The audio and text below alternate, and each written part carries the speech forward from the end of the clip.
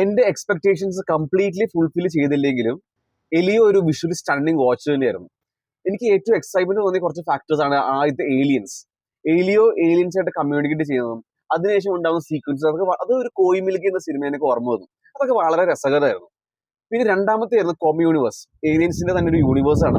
അത് അവർ ക്രിയേറ്റ് ചെയ്തിരിക്കുന്ന രീതി ഭയങ്കര ഇമാജിനേറ്റീവ് ആണ്. നമുക്ക് തന്നെ ജസ്റ്റ് ആ ഒരു യൂണിവേഴ്സിൽ പോയി കണ്ടാലോ എന്നൊരു ആഗ്രഹം നമുക്ക് തന്നെ ഒരു ത്വര കയറി വരും. ഇപ്പൊ എനിക്ക് അങ്ങനത്തെ ഒരു ആഗ്രഹം വന്നെങ്കിൽ പിള്ളേർക്കൊക്കെ അതിലും കൂടുതൽ ഇഷ്ടപ്പെടും. പിന്നെ സിനിമയുടെ ക്ലൈമാക്സിന്റെ മൊമെന്റ്സ് ഒക്കെ വളരെ എന്റർടൈനിങ് എൻഗേജിങ് ആയിരുന്നു. അതൊക്കെ ഇവിടെയൊക്കെയാണ് പണം ശരിക്കും സ്കോർ ചെയ്തത്.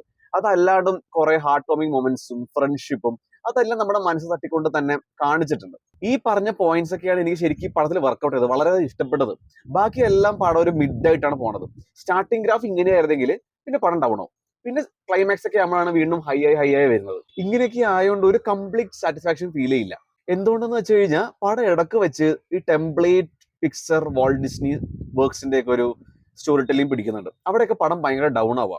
എന്നാലും ആ ഒരു മെസ്സേജ്, ആ ഒരു ഫൈനൽ മെസ്സേജ് അവർ അത്യാവശ്യം വൃത്തിക്ക് തന്നെ പറഞ്ഞിട്ടുണ്ട്. എന്ത് മിഡ് ആയിക്കോട്ടെ, വൗ ഫാക്ടർ ഇല്ലായിക്കോട്ടെ, ആ ഒരു ഡിസ്നി മൂവി, ആ ഒരു പിക്സർ മൂവിയുടെ ആ വർക്സിനൊക്കെ ഒരു ഫുൾ ജസ്റ്റിസ് കൊടുത്ത ഒരു സിനിമ തന്നെയാണത്. ഓവറോൾ ഒരു വാം ബ്യൂട്ടിഫുൾ സിനിമ തന്നെയാണ്. പക്ഷെ ഒരു ക്ലീശ അനുഭവം ഈ സിനിമ സമ്മാനിക്കുള്ളൂ. കുറച്ചും കൂടെ എനിക്ക് തോന്നുന്നത് അവര് കുറച്ചും കൂടെ ക്രിയേറ്റീവ് അല്ലെങ്കിൽ out of the blue create ചെയ്യാൻ സമയമായി എന്നാണ്.